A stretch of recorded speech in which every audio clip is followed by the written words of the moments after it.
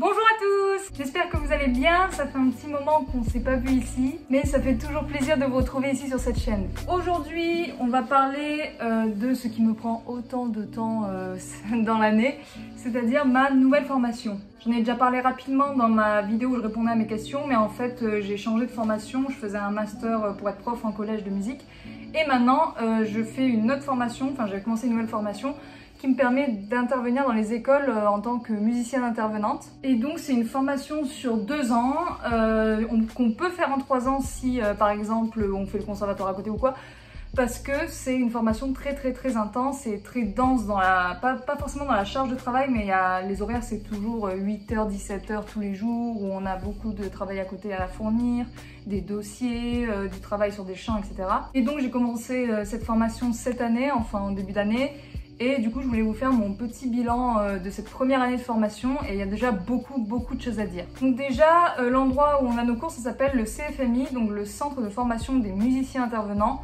qui nous prépare en fait à être sur le terrain, donc majoritairement avec des enfants, et qui nous prépare au concours donc du DUMI, c'est-à-dire du diplôme universitaire des musiciens intervenants. Que donne ce diplôme? En fait, ce diplôme nous permet du coup donc d'intervenir auprès de différents publics. Donc ça peut être des enfants donc en école maternelle ou primaire, ça dépend des préférences ou quoi.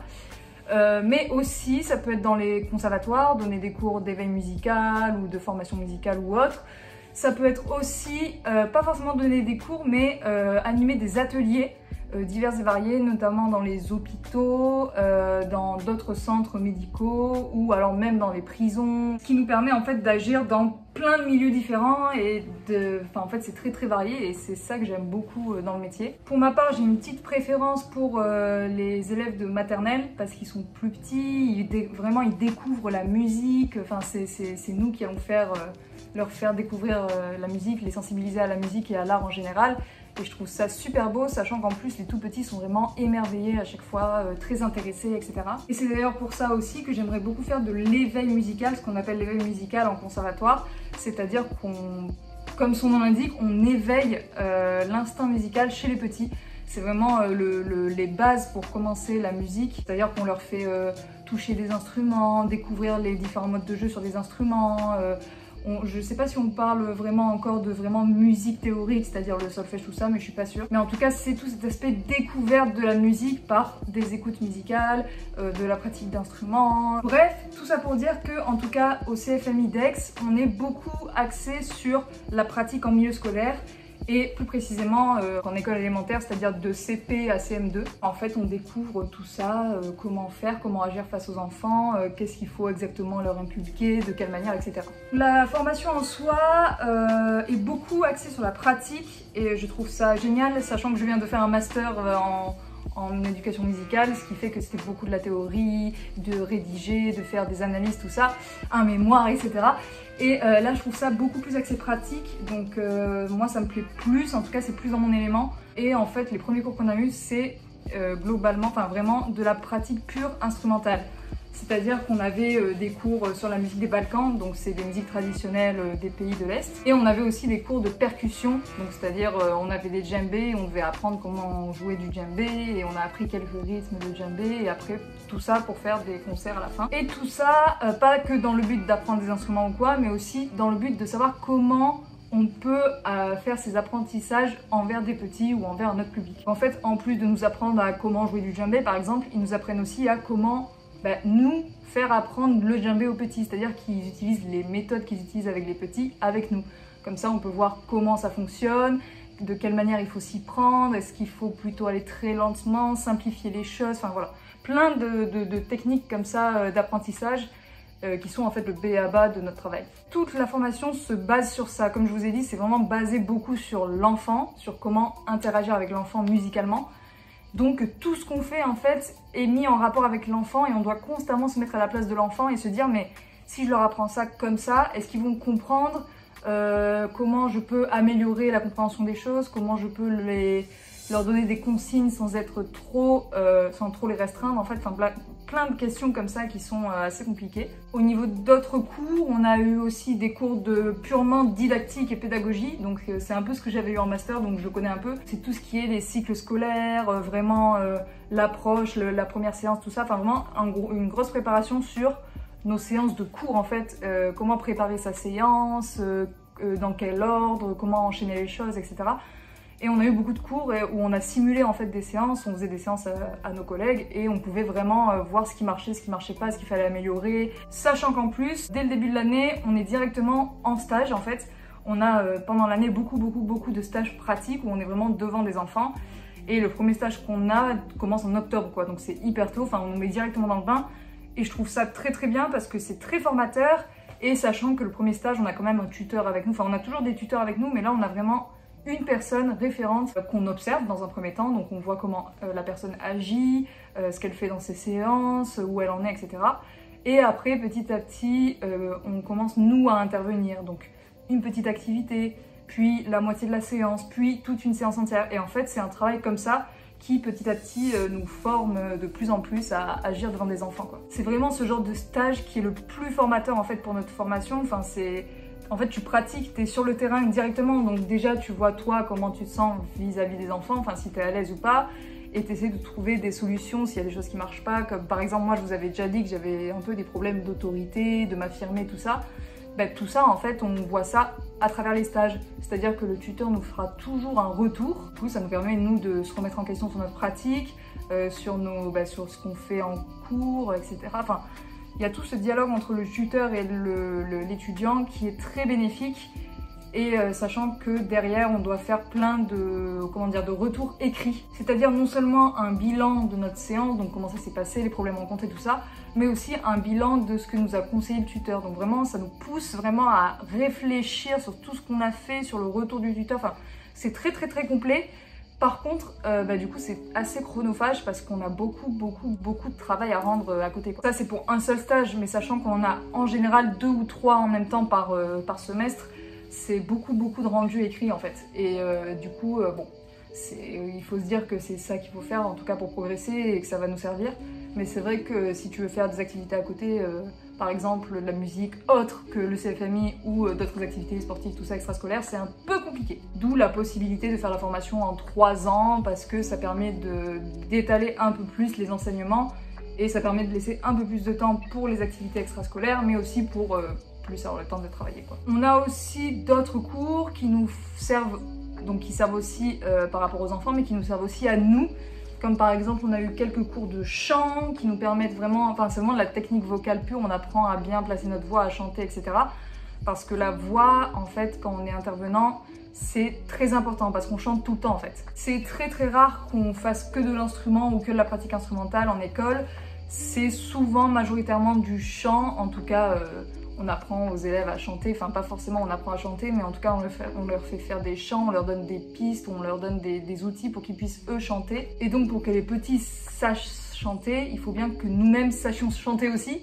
Donc du coup on apprend aussi un peu d'autres choses qui sont plus liées perso. Mais toujours avec cette idée de comment nous on peut apprendre aux élèves. Enfin c'est toujours cet aller-retour là qui est très intéressant et qui est très utile, comme ça on se remet en question sur tout, quoi. On a plein de cours variés, on a aussi tout ce qui est un peu plus théorique, donc moi je ne l'ai pas fait parce que j'avais déjà de l'expérience, mais tout ce qui est formation musicale, harmonie, analyse musicale, tout ça, qui nous permet aussi de nous améliorer en tant que pur musicien, parce qu'on doit quand même montrer nos capacités, même si c'est face à des enfants, on doit quand même être capable d'arranger un morceau, de simplifier un morceau pour les petits, ou alors de pouvoir accompagner le morceau avec nos bases instrumentales, quoi, et nos bases de formation musicale. Donc il y a quelques cours qui sont un peu plus théoriques, un peu plus purement musical pour nous améliorer. Mais vraiment ce qui domine dans la formation, je le redis encore parce que c'est très important, c'est la pratique et sur le terrain.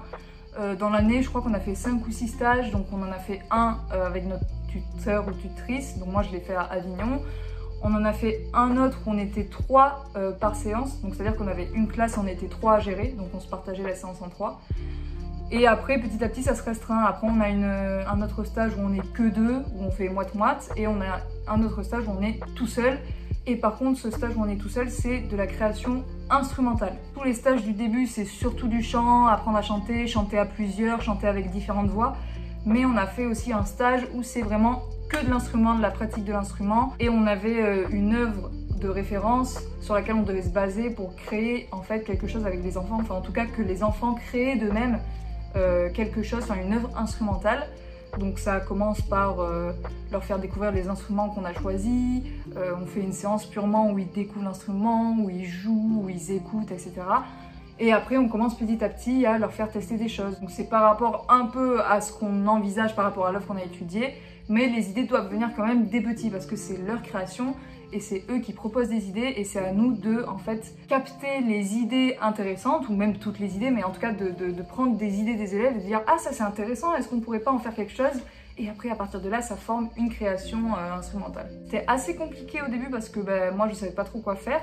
Mais c'était super bien parce qu'on a quand même 9 séances pour travailler tout ça, donc c'est beaucoup, ça fait un trimestre en fait, voire un semestre même. Et du coup grâce à ça, petit à petit on voit l'œuvre se former. Après c'est un peu aussi à nous de dire quelle structure on aimerait, comment on pourrait le former, tout ça. Et à la fin on a toujours un petit concert pour montrer ce qu'on a fait durant ce stage. On avait un autre stage plutôt instrumental où en fait c'était totalement différent. En fait, on créait, nous, un spectacle cette fois-ci. Donc on avait une thématique, nous c'était les 4 éléments, et à partir de ça et d'un autre texte qu'on nous a donné, on devait vraiment créer une ambiance musicale, instrumentale, et créer une sorte de petite histoire pour ensuite la restituer devant des enfants. En fait, c'est pas un spectacle banal, c'est pas un public et des gens qui font le concert, c'est plutôt des gens qui font le concert, mais qui font participer le public. On appelle ça un spectacle interactif. En fait, c'était génial parce qu'on avait notre œuvre qui était créée, en tout cas la structure globale. Et après, selon ce qu'on avait pu voir avec eux, on avait 1 ou 2 séances avec certaines classes. Et on amenait les élèves, enfin on prenait les élèves du public avec nous, donc c'était des maternelles pour le coup, donc ça allait de 3 à 5 ans, et on les faisait monter sur scène avec nous, et c'est eux aussi qui jouaient en fait par rapport à ce qu'on avait pu voir ou non d'ailleurs. Ils découvraient les instruments pendant qu'en même temps il y avait une sorte d'ambiance un peu électroacoustique derrière, c'est-à-dire donc de la musique un peu faite par ordinateur. Et c'était vraiment génial parce que c'était beaucoup d'interactions, c'était très riche en émotions aussi, mine de rien, parce que tu voyais les petits qui étaient passionnés, qui étaient super curieux, etc. et qui adorent faire ça en fait. Bref, voilà pour les différents cours qu'on a pu avoir. On en a eu plein d'autres, mais je me souviens pas de tout parce qu'on a eu beaucoup de choses. En tout cas pour ma part ça s'est super bien passé, c'était une super année, enfin vraiment c'est quelque chose qui me plaît vraiment. Et c'est pas parce qu'on a eu beaucoup de travail ou que j'étais débordée que ça m'a plus déplu en fait. C'est sûr que comparé au collège où je rentrais tous les soirs morte, déprimée, tout ça, ça change beaucoup. Et ce qui fait que j'apprécie ça, c'est la moyenne d'âge, mine de rien, qui change beaucoup parce que bon, même si les CM2 ce sont des pré-ados, ils sont pas aussi rebelles que les collégiens. Et puis c'est surtout que vu que pour la plupart c'est la première fois qu'ils touchent à la musique, en fait ils sont hyper passionnés, hyper intéressés, hyper curieux. Et du coup, c'est beaucoup plus facile dans la pratique, de pratiquer avec eux, de les faire chanter. Enfin, entre gros guillemets, tu peux leur faire tout ce que tu veux, quoi. Et moi, c'est vraiment ça qui m'intéresse, c'est faire passer ma passion, enfin leur faire passer ma passion à travers la pratique. Et je vois que ça fonctionne beaucoup mieux avec les petits. Après, c'est surtout qu'au collège, c'était pas le même fonctionnement, c'était plutôt du magistral, on faisait pas vraiment de pratique musicale à part le chant, mais bon, c'était vraiment bof. Donc je suis vraiment très contente de cette année et j'espère que ça va continuer l'année prochaine, sachant que l'année prochaine c'est encore plus difficile. Je sais que l'année prochaine on va vraiment avoir un stage toute l'année, on va vraiment avoir nos propres classes à nous, enfin on va avoir 3 heures ou 4 heures avec que des classes à nous, enfin c'est-à-dire qu'il n'y aura pas de tuteur ou n'importe quoi, c'est vraiment juste nos classes. On va avoir des visites de temps en temps de quelques tuteurs ou autres musiciens intervenants, mais sinon on sera vraiment livré à nous-mêmes, ça sera vraiment nos premières classes en fait. Et après on aura d'autres cours, je sais qu'on va avoir un mémoire à faire aussi, donc ça va être encore beaucoup de rédaction, de rendu écrit, etc. Et on va avoir d'autres stages, d'autres enseignements, de la pratique instrumentale aussi, enfin voilà. C'est un peu pareil mais en plus intense quoi. En tout cas si vous vous intéressez à cette formation, donc déjà vraiment sachez que c'est très intense. Moi, je le vis très bien parce que j'ai toujours eu l'habitude de beaucoup travailler et avec le master, ça m'a beaucoup aidé à aller plus vite dans le travail, à mieux rédiger, etc. Et en plus, sur le terrain, je suis beaucoup plus à l'aise parce que j'ai déjà été sur le terrain au collège. Mais vraiment, si vous faites autre chose à côté, comme par exemple le conservatoire ou autre chose, sachez que ça va être très dense. J'ai une amie qui fait les deux en même temps et à chaque fois, peu cher, elle est crevée, elle dort sur la table et tout. Donc vraiment, réfléchissez bien. Sachez qu'il y a vraiment la possibilité de le faire en 3 ans. C'est-à-dire que je crois que la première année, tu fais quand même tous les enseignements, mais la seconde année, on fait moite-moite, enfin une année on fait la moitié et l'autre année on fait la moitié, enfin c'est un peu comme ça vous arrange. En plus vous pouvez vous-même choisir les enseignements que vous voulez garder pour la première, deuxième année et pour la seconde, deuxième année. Enfin c'est très avantageux pour ceux qui se sentent pas vraiment de cumuler les deux enseignements quoi. Après c'est pas insurmontable, la preuve je pense que, enfin je suis pas sûre mais je pense qu'on a quasiment tous eu notre année. Et sachez que si vous voulez rentrer au CFMI, en fait il y a un concours d'entrée où il y a plusieurs petites épreuves pour voir un peu comment on s'en sort. C'est quand même un peu sélectif parce qu'ils attendent de nous qu'on ait quand même un background de musicien assez important, mais en même temps ils veulent juste aussi voir comment on s'en sort par exemple à l'oral ou comment on s'en sort à l'écrit, tout ça. Il y a plusieurs épreuves, il y a deux phases principales, donc il y a la phase dite orale et la phase dite un peu écrit. Pour l'oral, il y a deux petites épreuves qui sont la mémorisation, donc c'est-à-dire que quelqu'un va chanter un chant et il va falloir essayer de le rechanter directement après avec le plus d'éléments possible, mélodie, paroles, tout ça. Il y a aussi un déchiffrage, donc c'est-à-dire qu'on a une partition, donc en général c'est 8, 9 mesures, 12 mesures max, et on a 3 minutes pour lire un peu les notes et après on déchiffre à vue, donc c'est-à-dire qu'en fait on voit les notes, on doit dire directement sans réfléchir quoi. Il y a un autre oral aussi qui fait partie de la deuxième partie des épreuves mais qui est quand même un oral, c'est un oral sur ce que vous voulez. Ils nous disent de choisir un sujet, pas forcément en rapport avec la musique, mais un sujet qui nous tient à cœur, quelque chose sur lequel on peut tenir 10 minutes à parler en fait, et on fait notre petit exposé sur peu importe. J'ai une amie qui a fait sur Disney, j'ai un autre ami qui a fait sur la musique, enfin les instruments de musique, tout ça, enfin bref, il y a plein de possibilités. 10 minutes d'oral et après un petit entretien évidemment où ils posent des questions sur le sujet, où on débat, mais c'est surtout où on discute aussi, où on apprend à se connaître. Je trouve que c'est une épreuve très importante quand même parce que c'est vraiment là où on échange en fait vraiment. Et au niveau de l'écrit, en fait on va avoir un commentaire d'écoute, donc il va y avoir 2 œuvres qui vont nous être diffusées. Et on va devoir écrire ce qu'on entend, enfin voilà, un peu analyser l'œuvre et pour au final essayer de décrypter de quelle époque ça vient et aussi de quel compositeur si vraiment c'est possible. Et toutes ces épreuves là c'est que pour les CFMI d'Aix parce que je sais pas si dans les autres CFMI c'est les mêmes épreuves, mais en tout cas à Aix c'est comme ça. C'est vraiment une formation qui s'adapte à l'étudiant en fait, c'est ça qui est génial, c'est que en tout cas à Aix il y a vraiment un vrai échange entre la directrice ou le directeur et les étudiants. Si on a un quelconque problème, on peut aller les voir. S'il y a besoin d'un aménagement particulier, on peut faire un aménagement particulier s'il est bien motivé. Enfin, voilà, il y a vraiment cet échange-là que je trouve qui est très bénéfique et très important parce que ça va nous permettre au mieux de réussir notre formation. Et voilà, enfin, ça met aussi beaucoup en confiance parce qu'il n'y a pas beaucoup de formations où tu peux discuter de la vie avec tes formateurs, quoi. C'est pour ça que je trouve que c'est une super formation. Vraiment si vous avez un doute ou quoi, en fait lancez-vous parce que c'est vraiment génial. Si vous avez vraiment le contact facile avec les plus jeunes, si vraiment votre passion c'est de transmettre la musique à des petits, à des moyens ou à des grands d'ailleurs, parce qu'on peut aussi intervenir avec des adultes, vraiment n'hésitez pas. En tout cas vous pouvez essayer, déjà faites le concours d'entrée, si vous réussissez vous pouvez essayer une année et si vraiment c'est pas possible vous le faites en 3 ans et si vraiment c'est vraiment pas possible vous pouvez faire une petite pause, c'est-à-dire prendre quelques années pour retravailler ou pour juste prendre du temps pour vous et revenir plus tard, sachant qu'on peut faire des équivalences selon si vous avez bien réussi votre année ou pas. Voilà, j'espère que ça vous aura inspiré pour les musiciens qui sont intéressés. En tout cas, moi, vraiment, c'est la révélation de ma vie. Je sais que ça plaît pas à tout le monde, c'est normal. Mais moi, j'étais toujours dans cette chose de transmettre. Mais c'est juste que la première fois, je me suis pas adressée au bon public. Et là, vraiment, je comprends que, en fait, c'est vraiment incroyable.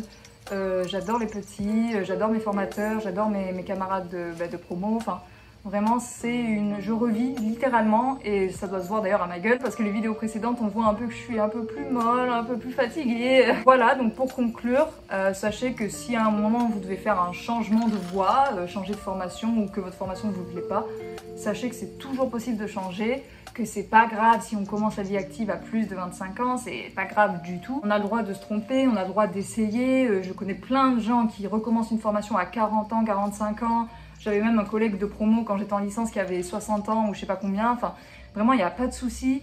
La vie, c'est pas un seul trait qu'on doit suivre absolument. Je trouve que l'important, c'est vraiment de faire ce qu'on aime parce que dans tous les cas, si on fait une formation qu'on n'aime pas, on va pas arriver à bosser dessus et on va échouer. Enfin, je dis ça dans la majorité des cas. Peut-être qu'il y en a qui arrivent vraiment à se forcer et tout. Mais si tu prends pas de plaisir, je trouve pas trop l'intérêt de se coltiner un truc toute ta vie que t'aimes pas. C'est très compliqué à vivre. Et moi, rien qu'une année ou 2 avec quelque chose que j'aime pas faire, ça a été vraiment très destructeur pour moi. Écoutez-vous, écoutez votre cœur.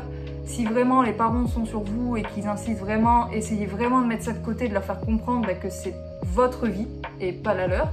Et donc, ce qui vous convient le mieux, c'est ce que vous avez envie de faire. J'espère que cette vidéo vous a plu et vous aura aidé un peu à y voir plus clair sur cette formation. En tout cas, j'espère qu'on se retrouvera bientôt pour de nouvelles vidéos. D'ici là, portez-vous bien et je vous dis à la prochaine. A plus l'équipe!